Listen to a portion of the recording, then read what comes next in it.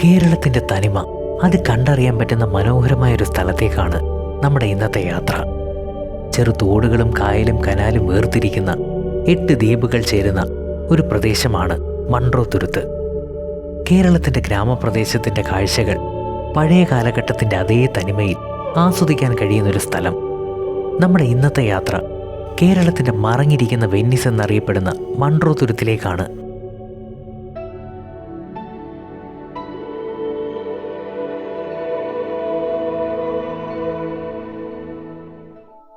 കൊല്ലത്ത് നിന്ന് വളരെ എളുപ്പത്തിൽ എത്തിച്ചേരാവുന്ന സ്ഥലമാണ് മൺട്രോ തുരുത്ത്. ലൊക്കേഷൻ ഞാൻ ഡിസ്ക്രിപ്ഷൻ ബോക്സിൽ കൊടുത്തിട്ടുണ്ട്. ഇത് മൺട്രോ തുരുത്ത് ചുറ്റുമല റോഡാണ്. ഈ വഴി നമ്മൾ നേരെ എത്തുന്നത് ഇടിയക്കടവ് എന്നറിയപ്പെടുന്ന ഒരു പാലത്തിന്റെ ഭാഗത്തേക്കാണ്. പാലത്തിന്റെ ഭാഗത്ത് നിന്ന് മൺട്രോ തുരുത്തിലേക്ക് കല്ലടയാറ്റിലൂടെ ഗ്രാമപ്രദേശത്തിന്റെ കാഴ്ചകളൊക്കെ കണ്ട് അഷ്ടമുടി കായൽ വഴി മൺട്രോ തുരുത്തിന്റെ മുഴുവൻ കാഴ്ചകളും ആസ്വദിക്കാൻ കഴിയും. അങ്ങനെ പാലത്തിന്റെ ഭാഗത്തെത്തി ഒരു ഹോട്ടലിൽ ചെന്ന് ചായയൊക്കെ കുടിച്ചിരുന്നപ്പോഴാണ് ഒരു ചേട്ടനെ പരിചയപ്പെട്ടത്. ബാബു ചേട്ടൻ. മുന്നിൽ പോകുന്നത് ബാബു ചേട്ടനാണ്. മൺട്രോ തുരുത്ത് മുഴുവൻ കാണിച്ചു തരാം എന്ന് പറഞ്ഞ് ഞങ്ങളെ കൂടെ കൂട്ടിയതാണ്. അത് കേട്ട് ഞങ്ങളും പുറകെ വെച്ച് പിടിച്ചു. പാലത്തിന് മുമ്പ് ഇടത്തേക്കുള്ള വഴി തിരിഞ്ഞ് അല്പം താഴേക്ക് ഒരു 500 മീറ്റർ പോയാൽ സ്റ്റാർട്ടിംഗ് പോയിന്റ് ആണ്. കാർ ഒരു തെങ്ങിൻ തോപ്പിൽ പാർക്ക് ചെയ്ത് ഞങ്ങൾ തോണിയുടെ ഭാഗത്തേക്ക് നടന്നു.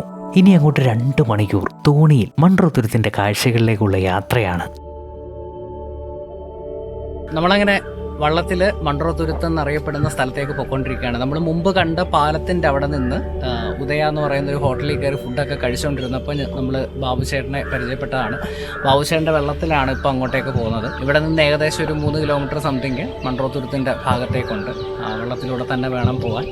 ഈ പാലത്തിൻ്റെ അവിടെ നിന്ന് പോയാലുള്ള ഗുണമെന്ന് പറയുന്നത് നമുക്ക് ചെറിയ തോടുകളിലൂടെയൊക്കെ യാത്ര ചെയ്ത് ആ ഭാഗത്തേക്ക് പോകാം. ഏകദേശം ഒരു 3 കിലോമീറ്റർ 4 കിലോമീറ്റർ ഇവിടുത്തെ കാഴ്ചകളൊക്കെ കണ്ട് അങ്ങോട്ടേക്ക് പോകാൻ പറ്റും. മറ്റേത് നേരെ ആ ഐലൻഡിൻ്റെ ഭാഗത്തോട്ടാണ് പോകുന്നത്. അപ്പോൾ ഏറ്റവും ബെറ്റർ ആ പാലത്തിൻ്റെ അവിടെ നിന്ന് പോകുന്നതാണ്. ഇപ്പം ഹോട്ടലിൽ ഇരുന്ന് കഴിച്ചുകൊണ്ടിരിക്കുന്ന സമയത്താണ് ബാബുചേട്ടനെ പരിചയപ്പെട്ടത്. ബാബുചേട്ടൻ്റെ അടുത്ത് ചോദിച്ചപ്പോൾ ബാബുചേട്ടനൊരു വെള്ളം ഉണ്ടായിരുന്നു. അപ്പോൾ വെള്ളത്തിൽ അങ്ങോട്ടേക്ക് കൊണ്ടുപോകാമെന്ന് പറഞ്ഞു. ഒരു മണിക്കൂറത്തേക്ക് 600 സംതിങ് രൂപയാണ് ഇതിൻ്റെ ഫീസ് വരുന്നത്. ചിലപ്പോൾ അതിൻ്റെ സീസണൽ ടൈം അനുസരിച്ച് അതിന് മാറ്റങ്ങൾ വന്നേക്കാം. ഏകദേശം ഒരു 2 മണിക്കൂറെങ്കിലും നമുക്ക് അങ്ങോട്ടേക്ക് പോയി വരാനായിട്ട് എടുക്കും എന്നാണ് ചേട്ടൻ പറഞ്ഞത്. ഞങ്ങളിപ്പോൾ 3 പേരുണ്ട്. ഒരു വെള്ളത്തിൽ മാക്സിമം 7 പേര് സംതിങ് കയറാമെന്നാണ് ചേട്ടൻ പറഞ്ഞത്. അതുപോലെ ഇവിടെ പ്രോപ്പറായിട്ടുള്ള ചെക്കിംഗ് ഉണ്ട്. അപ്പം നമുക്കൊരു വള്ളത്തിലധികം ആൾക്കാരൊന്നും കയറാൻ പറ്റത്തില്ല. അതുപോലെ എല്ലാ സേഫ്റ്റി കാര്യങ്ങളും ഇതിനകത്തുണ്ട്. അതിരാവിലെ ആണെങ്കിൽ ഒരു ഗുണമുണ്ട്, നമുക്കിവിടുത്തെ കാഴ്ചകൾ മനോഹരമായിട്ട് കാണാൻ പറ്റും. പക്ഷേ ഒരു ടൈമിലൊക്കെ വന്നു കഴിഞ്ഞാൽ നല്ല ചൂടായിരിക്കും. അപ്പോൾ ആ ചൂടൊക്കെ ഏറ്റുവാങ്ങി വേണം അങ്ങോട്ടേക്ക് പോകേണ്ടി വരിക. അതിരാവിലെ ആണെങ്കിൽ അത്രയും ബുദ്ധിമുട്ട് വരത്തില്ല. തോണിയിലുള്ള യാത്ര സൂപ്പറാണ്. അതുപോലെ ഇവിടുത്തെ ഇരുകരകളിലെയും കാഴ്ചകൾ മനോഹരമാണ്. മൺട്രോ തുരുത്തിന് ഒരുപാട് പ്രത്യേകതകളുണ്ട്. അങ്ങോട്ടേക്കുള്ള യാത്രക്കിടയിൽ ബാബു ചേട്ടൻ ഞങ്ങൾക്ക് ഓരോന്നായി പറഞ്ഞു തന്നു. എൻ്റെ പേര് ബാബു എന്നാണ്. ഞാൻ കണക്കൊരു വള്ളം പോകുന്നതാണ്. മൺട്രോ തുരുത്ത് പഞ്ചായത്ത് എന്ന് പറയുന്നത് അനേകം ചെറിയ ചെറിയ തുരുത്തുകൾ ചേർന്ന് വരുന്നത്. അങ്ങനെ മൊത്തത്തിൽ ചേർന്നാണ് മൺട്രോ തുരുത്ത് എന്ന് പേരിട്ടിരിക്കുന്നത്. മൺട്രോ തുരുത്ത് എന്ന് പറയുന്നത് ജോൺ മൺട്രോ ബ്രിട്ടീഷ് റോയൽ ആർമിയുടെ തിരുവിതാംകൂർ ഭരിച്ചുകൊണ്ടിരുന്ന രാജാവായിരുന്നു. അദ്ദേഹം മൺട്രോ തുരുത്തിൽ വന്ന് ഒരുപാട് നല്ല കാര്യങ്ങളൊക്കെ ചെയ്യുകയും ഒക്കെ ചെയ്തു. അങ്ങനെ വന്നപ്പോൾ മൺട്രോ തുരുത്ത് എപ്പോഴും വെള്ളപ്പൊക്കത്തിൽ രക്ഷപ്പെടാൻ വേണ്ടി ഇപ്പോൾ നമ്മൾ ഈ പോകുന്ന ഈ ആറ് ഇത് കല്ലട ആറിൻ്റെ ഒരു കൈവരിയാണ്. ഇത് ജോൺ മൺട്രോ വെട്ടിയുണ്ടാക്കിയതാണ്. വെട്ടിയതോടെന്നാണ് ഇതിന് പറയുന്നത്. മൺട്രോ തുരുത്തിനെ വെള്ളപ്പൊക്കത്തിൽ നിന്ന് രക്ഷപ്പെടാൻ വേണ്ടി നമ്മുടെ അദ്ദേഹത്തിൻ്റെ ഒരു ബംഗ്ലാവ് ഇവിടെ ഉണ്ട്. ഇപ്പോൾ അതൊരു വയോജന വിശ്രമ കേന്ദ്രമാണ്. ഇപ്പോഴും ഉണ്ടല്ലേ? ഇപ്പോഴും ഉണ്ട്.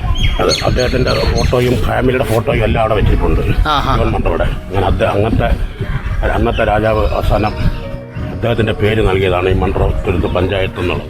എത്ര കിലോമീറ്റർ വരുന്നുണ്ട് ഇവിടുന്ന് നമ്മുടെ ഒരു 4 കിലോമീറ്റർ ഈ തോട്ടിൽ കൂടെ സഞ്ചരിക്കണം. തോട്ടിൽ കൂടെ സഞ്ചരിച്ച് കഴിയുമ്പോൾ നമ്മൾ അഷ്ടമുടി കായലിലാണ് ചെല്ലുന്നത്. അഷ്ടമുടി കൊല്ലം ജില്ലയുടെ ഹൃദയഭാഗമാണ് അഷ്ടമുടി കായൽ. അഷ്ടമുടി എന്ന് പറഞ്ഞാൽ 8 ദിക്കാണ്.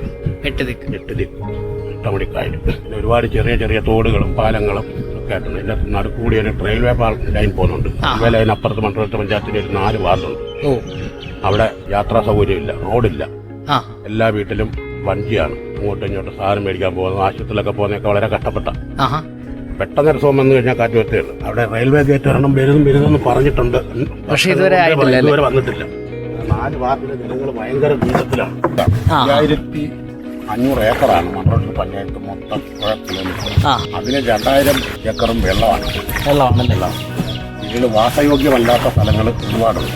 ആ കുറച്ച് സ്ഥലങ്ങൾ ജനങ്ങൾ ഇങ്ങനെ തിങ്ങി പാർക്കുന്നുണ്ട്. ഓ സ്ഥലങ്ങളുടെ പ്രത്യേകത അതാണ് മൺട്രോത്തിൻ്റെ അവസ്ഥ. കൂടുതലും പിന്നെ മത്സ്യബന്ധനമായിട്ട് ഉള്ള തൊഴിലുകളൊക്കെ ചെയ്യുന്നതാണ്. പിന്നെ മണൽവാരാരും നേരത്തെ 20 വർഷം കൊണ്ട് നിർത്തിയിരിക്കുന്നതുകൊണ്ട് അപ്പം പിന്നെ ഇങ്ങനെ ടൂറിസം തുടങ്ങിയപ്പോൾ മണൽ തൊഴിലാളികളെല്ലാം ഇങ്ങനെ വ്യക്തികളെ കൊണ്ടുവന്ന തൊഴിൽ ഏർപ്പെട്ടിരിക്കുകയാണ്. പിന്നെ കൂടുതലും മത്സ്യബന്ധന മേഖലയുമായിട്ട് കിടക്കുന്നത്. പിന്നെ മീൻ കൃഷികൾ നമ്മൾ കൊച്ചുവെള്ളത്തെ പോയി കഴിഞ്ഞാൽ ഒരു ദിവസം സഞ്ചരിച്ചാൽ കാണാൻ പറ്റുന്ന കാഴ്ചകളൊക്കെ കണ്ടിരിക്കുകയാണ്. അതിനകത്ത് പോയാലൊരു 4 മണിക്കൂർ കൊണ്ട് മൺട്രോത്തുരുത്തിന്റെ ഈ ആറത്തിൽ കൂടെ തന്നെ കറങ്ങി വരും. തോടുകളിൽ പോട്ടില്ലെന്നുള്ളൂ, അപ്പം ചുറ്റി വരും. അങ്ങനെ നമ്മൾ മൺട്രോത്തുരുത്തിന്റെ ഏറ്റവും മനോഹരമായ ഒരു പ്രദേശത്തേക്കാണ് എത്തിയിരിക്കുന്നത്. കണ്ടൽ ചെടികൾ ഒരാർച്ചിന്റെ രൂപത്തിൽ വളർന്നു നിൽക്കുന്ന ഈ പ്രദേശം ഫേമസ് ആണ്. വർഷം തോറും ഒരുപാട് സഞ്ചാരികളാണ് ഇവിടുത്തെ കാഴ്ചകൾ കാണുവാനായി എത്തിച്ചേരുന്നത്. ഈ ആർച്ച് പോലെ വളർന്നു നിൽക്കുന്ന കണ്ടൽ കാടുകൾക്കിടയിലൂടെ അപ്പുറത്തേക്ക് തോണിയിലുള്ള യാത്രയാണ് ഈ ഭാഗത്തിന്റെ ഹൈലൈറ്റ്. കണ്ടൽക്കാടിന്റെ ഒരു ഭാഗത്തേക്ക് ബാബു ചേട്ടൻ തോണി അടുപ്പിച്ചു. കണ്ടൽ ചെടികൾ അടുത്ത് കാണുവാനും ഈ ഭാഗമൊക്കെ ഒന്ന് എക്സ്പീരിയൻസ് ചെയ്യുവാനും വേണ്ടിയിട്ടാണ്.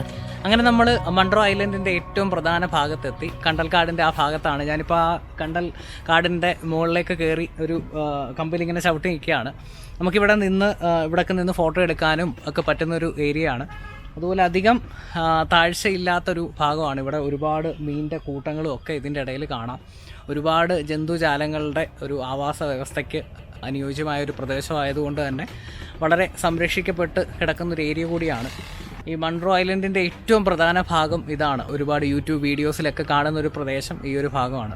ഇന്ന് അധികം ചൂടില്ലാത്തതുകൊണ്ട് രക്ഷപ്പെട്ട് നിൽക്കുകയാണ്. ഇല്ലെങ്കിൽ നല്ല ചൂടുള്ള ഒരു ഏരിയയാണ് ഈ ഒരു ടൈമിലൊക്കെ. ഏറ്റവും ബെറ്റർ ആയിട്ടുള്ളൊരു സമയം എന്ന് പറയുന്നത് എനിക്ക് തോന്നുന്നു നവംബർ ഡിസംബർ ടൈമാണ്. ഇതിൻ്റെ ഒരു പ്രത്യേകത എന്താണെന്ന് വെച്ചാൽ വേരിന് നല്ല ആഴത്തിലേക്ക് ഇറങ്ങിയിട്ട് നല്ല കട്ടിക്ക് നിൽക്കുകയാണ്. അപ്പം സുനാമിയൊക്കെ വന്ന സമയത്ത് സുനാമിയൊക്കെ നല്ല രീതിയിൽ പ്രതിരോധിക്കാനൊക്കെ ആയിട്ട് ഈ ഒരു കണ്ടൽ കാടുകൾ നല്ല രീതിയിൽ സഹായിച്ചു എന്നാണ് പറയപ്പെടുന്നത്.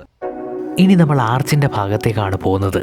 ഒരു ചെറിയ എക്സൈറ്റ്മെൻറ്റോട് കൂടിയാവും ഏതൊരു സഞ്ചാരിയും ഈ ആർച്ച് കടന്നു പോവുക. ഒരുപക്ഷെ പല റീൽസിലും യൂട്യൂബ് ഷോർട്സിലും വീഡിയോസിലും ഒക്കെ കണ്ട് നമ്മൾ എക്സൈറ്റഡ് ആയ ഒരു പ്രദേശവും കാഴ്ചകളും ഒക്കെ നേരിൽ കാണുന്നതിൻ്റെ ആവും. ശരിക്കും നേരിട്ട് അനുഭവിക്കുമ്പോൾ ഈ ഒരു എക്സ്പീരിയൻസ് പറഞ്ഞറിയിക്കാൻ പറ്റാത്തതാണ്. തികച്ചും എക്സൈറ്റിംഗ് ആയ ഒരു എക്സ്പീരിയൻസ് അനുഭവിക്കുന്നൊരു ഫീലാണ് ഓരോ സെക്കൻഡും.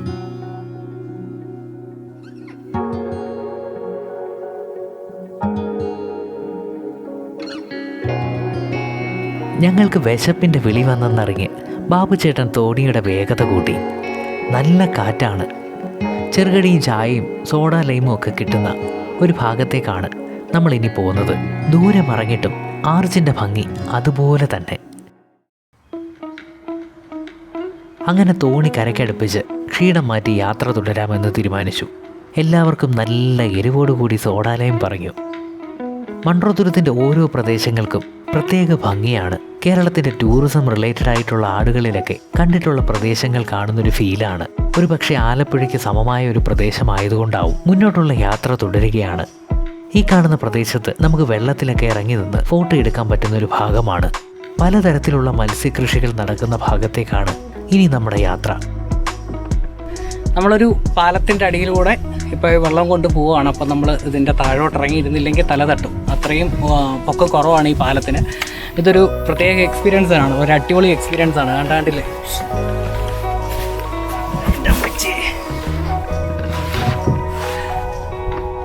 ഇങ്ങനെ ഏകദേശം 7ഓളം പാലങ്ങൾക്കടിയിലൂടെ കടന്നു പോകേണ്ടതായിട്ടുണ്ട്.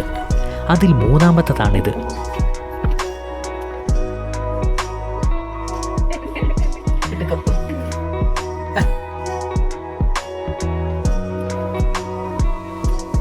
മറ്റൊരു എക്സൈറ്റിംഗ് ആയിട്ടുള്ള ത്രില്ലിംഗ് ആയിട്ടുള്ള ഒരു എക്സ്പീരിയൻസ് ആണിത്. നമ്മളങ്ങനെ മത്സ്യകൃഷി നടക്കുന്ന ഭാഗത്തേക്കാണ് എത്തിയിരിക്കുന്നത്. ഈ തോടിൻ്റെ ഇരുവശത്തും നിറയെ മത്സ്യകൃഷികൾ നടക്കുന്ന പ്രദേശമാണ്. പ്രത്യേകം വലയിട്ട് സംരക്ഷിച്ചാണ് മത്സ്യങ്ങളെ വളർത്തുന്നത്.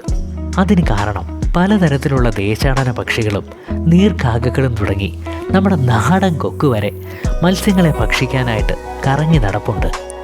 ഈ ഭാഗത്തൊക്കെ ഒരുപാട് കൊഞ്ച് കരിമീനിൻ്റെ കൃഷിയൊക്കെ ഈ ഭാഗത്ത് ഒരുപാട് നടക്കുന്നുണ്ട്. ഇവിടെയൊക്കെ പ്രത്യേകം വലയിട്ട് പ്രത്യേകം സംരക്ഷണം ഏർപ്പെടുത്തി അത് വളർത്തുകയാണ്. നല്ലൊരു ബിസിനസ്സാണ്. അടുത്ത കാലത്ത് ഏറ്റവും കൂടുതൽ ആൾക്കാർ ഏറ്റെടുത്തേക്കുന്ന ഒരു കൃഷിയാണ്. ഈ ഒരു ഭാഗത്തൂടെയൊക്കെയാണ് നമ്മുടെ ഈ വള്ളം പോകുന്നത്. അപ്പോൾ ഇവിടുത്തെ കാഴ്ചകളൊക്കെ ഈ യാത്രയിൽ നമുക്ക് കാണാനും അറിയാനും ഒക്കെ പറ്റും.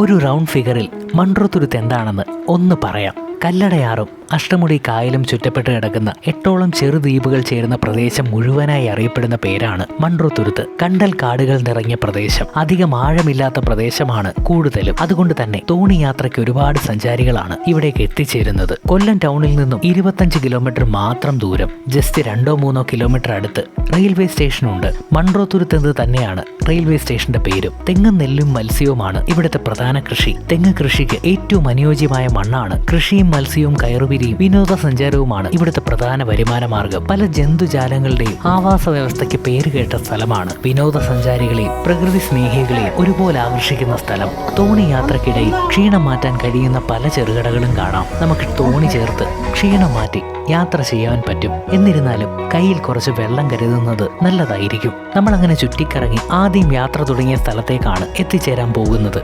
പല തോടുകളും കണക്ട് ചെയ്താണ് മുന്നോട്ടുള്ള യാത്ര. ഏകദേശം 4 മണിക്കൂറോളം പിന്നിട്ടു നമ്മുടെ യാത്ര. അത്രയും സമയമെടുക്കും തോണിയിൽ ഇവിടൊക്കെ ഒന്ന് കറങ്ങി കാണാൻ. നമ്മൾ ആദ്യം കണ്ട പാലത്തിൻ്റെ ഭാഗത്തു നിന്നും അല്പം മുന്നോട്ട് മാറിയും ഇതുപോലെ തോണിയും ബോട്ടുമൊക്കെ ബുക്ക് ചെയ്ത് മൺട്രോത്തുരുത്ത് കറങ്ങി കാണാം. മുൻകൂട്ടി റേറ്റ് പറഞ്ഞുറപ്പിച്ച് യാത്ര തുടങ്ങുന്നതാവും നല്ലത്. ബോട്ടിൽ ഒരു നിശ്ചിത റേറ്റിൽ മൺട്രോത്തുരുത്തി കറങ്ങി കാണാനുള്ള ബോട്ട് സർവീസും പാലത്തിന്റെ ഭാഗത്ത് നിന്ന് മുന്നോട്ട് പോയാലുണ്ട്. പക്ഷെ തോണിയിലുള്ള യാത്രയ്ക്കാണ് ഒരു വൈബ് കിട്ടുന്നത്. ഇതൊക്കെ ഇപ്പൊ പണിഞ്ഞ പാലമാണെന്ന് തോന്നുന്നില്ലേ? ഇതൊക്കെ ഇപ്പൊ പണിഞ്ഞ പാലമാണെന്ന് തോന്നുന്നു.